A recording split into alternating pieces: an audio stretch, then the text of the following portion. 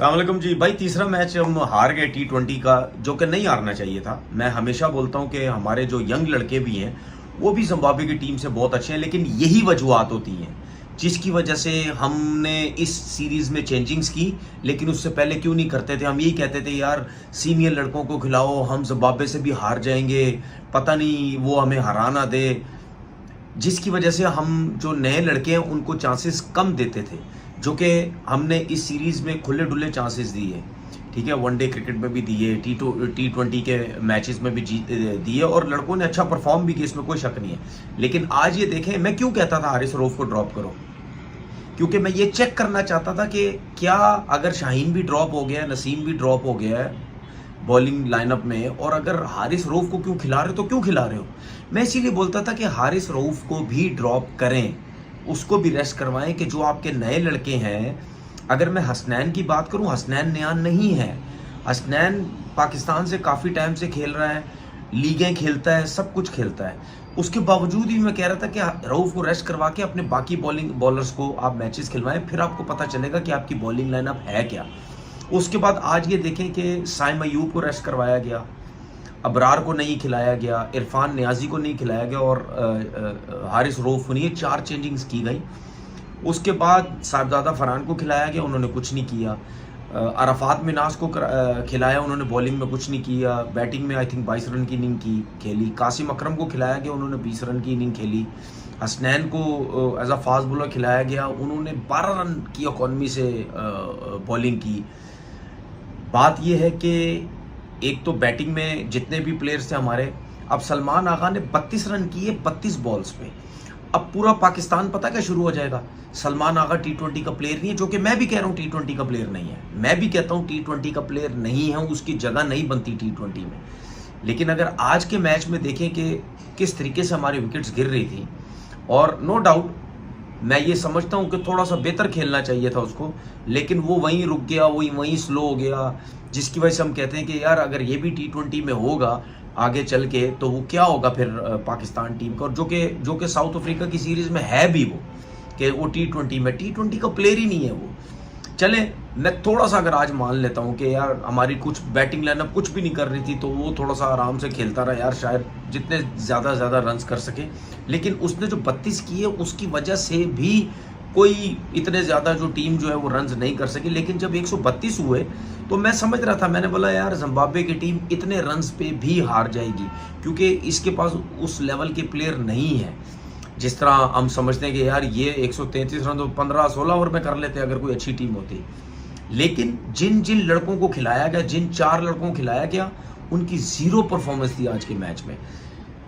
Bowling start होती है, Bennett वाहिद ऐसा प्लेयर जो कि हमें पूरी सीरीज में, पूरे टूर में बड़ा ज़बरदस्त हमें नज़र आया। उस तरीके से बड़े रन्स नहीं कर सका, लेकिन अच्छा प्लेयर है। इस टाइम जितनी भी जिम्बाब्वे की जो टीम है, उसमें सबसे अच्छा प्लेयर जो वो बेनेट मुझे नज़र आया। उसके जो 43 रन्स थे, उसकी वजह से आज जिम्बाब्वे की टीम ये मैच जीती। अदरवाइज जिम्बाब्वे की टीम मैच ये हार चुकी थी, और बड़े आराम से हार चुकी थी।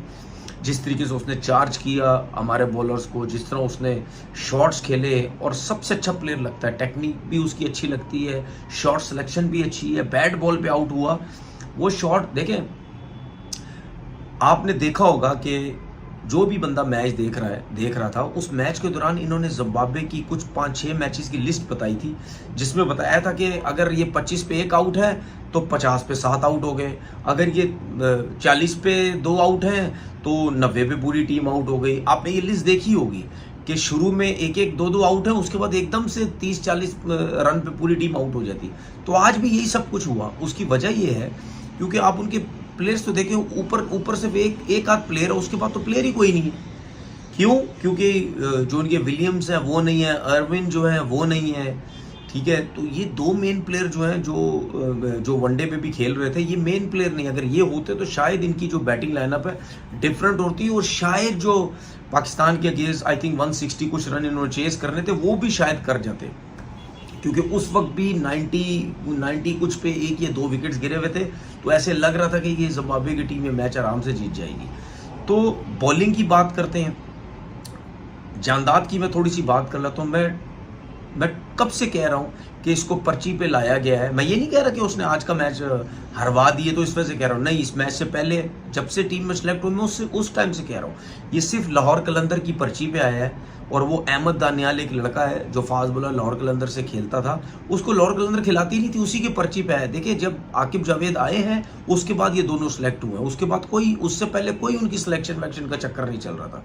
तो जांदाद जो है, अब्बास अफरीदी जांदाद से पहले आके क्यों आया भाई आपने तो जांदाद को एज ऑलराउंडर लिया, आपने तो उसको इस वजह से लिया, वो तो गेंदे फाड़ देता छक्के मार मार के, वो इतना टॉप का वो प्लेयर है। टेप बोलियां तो सारे, मुझे ऐसा लगता है लाहौर कलंदर में ना एक टाइम आएगा सारे टेप बोली आ जाएंगे और सारे टेप बोली पाकिस्तान की टीम में खेलने लग जाएंगे, मुझे तो ऐसे ही लगता है। तो भाई अगर वो इतना बॉले फाड़ने वाला प्लेयर है तो अब्बास अफरीदी को आपने क्यों भेजा? जांदाद को भेजना चाहिए था। उसके बाद आखिरी ओवर में 12 रन चाहिए, बिल्कुल बेतुकी बॉलिंग की, कोई विद इन स्टंप बॉलिंग नहीं की, कोई स्लो वन उसने यूज नहीं की, कोई कुछ भी नहीं किया।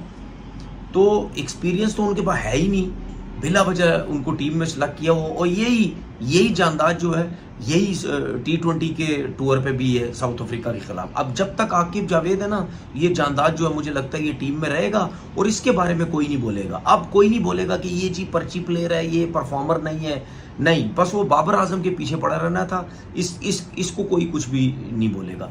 हसीबुल्ला को मौका नहीं मिला, क्यों नहीं मिला? क्योंकि वो साउथ अफ्रीका के T20 में नहीं है। आज तो सब लड़कों को आपने खिला दिया, हसीबुल्ला को क्यों नहीं खिलाया? उसकी रीज़न है, मैं तो क्रिकेटर्स की नस्ल से वाकिफ़ हूँ ना, मुझे पता है क्या क्या ड्रामे होते हैं। इसको इस वजह से नहीं खिलाया कि अगर उसको खिला दे, उसको एज ओपनर खिला दे या तीसरे नंबर पे खिला दे, वो रन्स कर दे अगर, तो फिर लोग ही शोर मचाएंगे, भाई आपने उसको मौका नहीं दिया। अगर आज उसने मौका, आपने उसको मौका दिया, उसने रन्स किए, तो आपने उसको T20 में साउथ अफ्रीका के खिलाफ क्यों नहीं सिलेक्ट किया? इसी तरीके से आमिर जमाल को भी इन्होंने नहीं खिलाया, क्योंकि ये जो सिलेक्शन कमेटी है ये हीरो तो बन रही है बहुत, लेकिन बहुत सी चीज़ों में ज़ीरो भी है, सिलेक्शन में बहुत सी जगहों पे ज़ीरो भी है, ठीक है ना। आमिर जमाल को टेस्ट का सिर्फ क्रिकेटर बना दिए, हालांकि वो वाइट बॉल क्रिकेट का भी प्लेयर है भाई, वो T20 में आराम से उसकी जगह बनती है। सिर्फ T20 में जांदाद को डाला। अब आप एक और चीज़ नोट करना, इस जांदाद को डालने के लिए इस सिलेक्शन कमेटी ने नसीम शाह को बाहर कर दिया, नसीम शाह को इसने बाहर कर दिया सिर्फ इस जांदाद को डालने के लिए, क्योंकि जांदाद को बाहर करो, ये नसीम नहीं आमिर जमाल आता है, इन दोनों को बाहर कर दिया इस जांदाद के चक्कर में। तो भाई पर्चियां डंडे चलते हैं इस मुल्क में, ठीक है। जो कहता है ना, जो बड़े वावा हो रहे थे सारे, ओ जी आकिब जावेद और अजहर अली, क्या जी स्पिन ट्रैक इंग्लैंड के खिलाफ बना के क्या जी बोलती बंद कर दी है। वो मुझे पता था ना, इसकी आड़ में फिर ये देखना कितनी नाइंसाफियां करेंगे, और जो कि वो नज़र भी अब आ रही है मुझे। वो अब्बास अफरीदी को टेस्ट में डाल दिया है, ठीक है, वो 5 मैचेस में 31 आउट यहाँ पे किए हैं बस। उसके बाद आप उसकी डिपार्टमेंट की परफॉर्मेंस देखें जो उससे पहले खेला है, 14 आउट किए मैं 5-6 मैचेस में। वो सिर्फ इंग्लैंड आउट करके शोर मचाता रहता है, मैंने आउट किए, मैंने आउट किए, मेरा नाम क्यों नहीं है, मेरा नाम क्यों नहीं है। खेलो यहाँ 2-2 3-3 4-4 सीजन खेलो, आउट करो 40-40 50। मैं मानता हूँ तुम्हारा कमबैक होता नहीं होता है, 2-4 मैचेस में आउट करके बड़े हीरो बन जाते हो, उसके बाद उसके चक्कर में आपने साजिद खान को टीम से फारिग कर दिया। तो ज्यादतियाँ खुल के की हुई हैं, खुल के लोगों ने ज्यादतियाँ की हुई हैं। दूसरी चीज़ एक मैं बोलता जाऊँ, ये इंडिया में जो जर्नलिस्ट बने हुए ना, बड़े भरमबाज बने हुए, ये यूट्यूबर और वो जो मेरे पे बात करते हैं, तुम लोगों से घटिया गंदा झूठे तरीन आदमी मैंने नहीं देखे है। पूरी दुनिया को पता है, सबको पता है कि अभी तक कोई शेड्यूल तय ही नहीं हुआ, कोई डेट्स आई ही नहीं है, और हाइब्रिड की बात ही नहीं हुई। आज तो तुम्हारा जय शाह फिर भाग गया है, तुम्हारा घटिया जय शाह तो फिर भाग गया, झूठे लोगों वो तो फिर भाग गया। फिर हमारे चेयरमैन साहब ने बोला कि अगले 3 साल जो तुम्हारे मुल्क में क्रिकेट हो रही है हम नहीं आएंगे, हाइब्रिड पे करो। तुम भाग गए, तुम लोग तब पड़ा है तो करो ना, गंदे लोगों, घटिया लोगों, तब पड़ा है तो बोलो। झूठे, यही मीडिया में झूठ बोल बोल के अपनी आवाम को बेवकूफ़ बना के तुम लोग वोटों के चक्कर में, जब भी तुम्हारे इलेक्शन या कोई मसले होते हैं, इन चक्करों में, वोट के चक्करों में अपनी आवाम को बेवकूफ़ बनाते हो, पाकिस्तान के खिलाफ करते हो।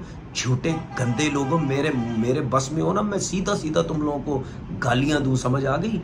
तब पड़ा है तो सच बात किया करो, समझ आई? और अपने जय शाह को बोलो जाके कि हाइब्रिड की जो हमारा चेयरमैन बात करा ना, मानना, इतना तू बड़ा चेयरमैन का बच्चा बनता है, इतना तेरे में तपड़ है तो मान, बड़ा तुझे घमंड है पैसों का तो मान उसके ऊपर, क्यों नहीं मानता? क्योंकि तुम्हारे अंदर तपड़ ही नहीं है। समझ आ गई? अब मैं देखता हूँ तुम्हारे साथ होता क्या है। रुक तो जाओ ज़रा, रुक तो जाओ। थोड़ी सी तुम्हारी तुम्हारी जो थोड़ी सी इतनी सी इज्जत रह गई है ना क्रिकेट के अंदर लोगों की नज़रों में और दूसरे क्रिकेट बोर्ड में, वो जो इतनी सी इज्जत रह गई है ना, ये मक्खी की तरह एक मतलब उसकी की उसकी तरह, वो छोटी सी नहीं चींटी होती ना, उसकी तरह जो तुम्हारी इज्जत रहेगी ना, वो भी अभी रुक जाओ।